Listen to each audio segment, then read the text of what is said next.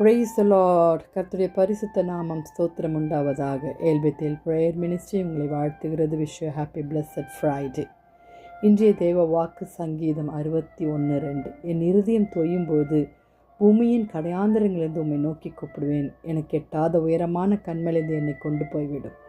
ஆம் தேவ ஜனங்களே, கர்த்தரை நோக்கி நாம் கூப்பிடும் பொழுது, கர்த்தரை நோக்கி நாம் கதரும் பொழுது, அவர் நமக்கு எட்டாத உயரத்திலிருந்து பதில் தருகிற தேவனாயிருக்கிறார்.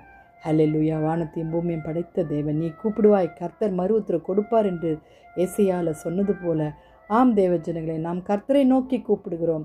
எட்டாத உயரமான கண்மலையை கொண்டு போய் அவர் நம்மை விடுகிறார். ஹல்லேலூயா.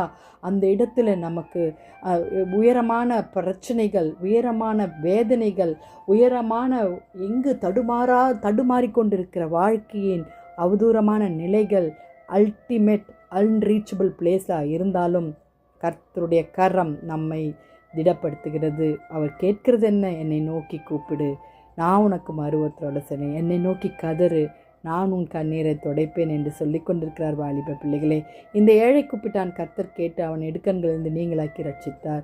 இடுக்கண்கள், எப்படிப்பட்ட இடுக்கண்கள் உங்கள் வாழ்க்கையில் கடந்து வருகிறது தேவ பிள்ளைகளே? மனுஷர்கள் மூலமாய், இல்லது உங்கள் வாழ்க்கையில் கடன் மூலமாய், வியாதி மூலமாய், வருத்தத்தோடு பாரத்தோடு தெய்வமே என்று கூப்பிட்டு கொண்டிருக்கிறீங்களா? ஏசப்பாவை நம்புங்க, ஏசப்பாவை கூப்பிடுங்க.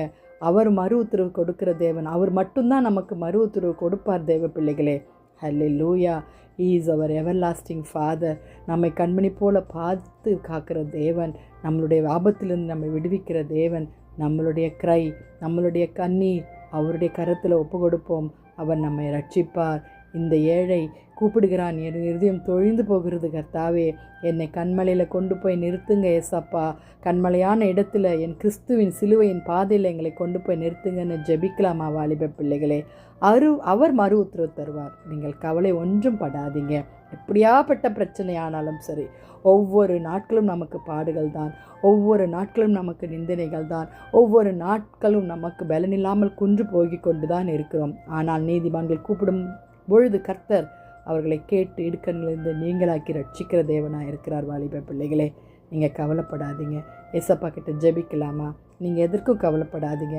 அவர் உங்களை ரட்சிக்கிற தேவனாக இருக்கிறார். வாலிப பிள்ளைகளே, ஜெபிக்கலாம். துதிகளின் மத்தியில் வாசமாக இருக்கிற எங்கள் பரலோக தேவனே, அப்பா, நீங்கள் தான்ப்பா எங்கள் கண்மலை, எங்கள் கர்த்தாவே, எங்கள் கண்ணீரை துடைக்கிற தேவன் நீங்கள் மட்டும்தான் ஏசப்பா. எங்கள் வாலிப பிள்ளைகளை தொட்டு ஆசீர்வதிங்க, சுகபல ஜீவனை தாங்க, ரட்சித்து கொள்ளுங்க.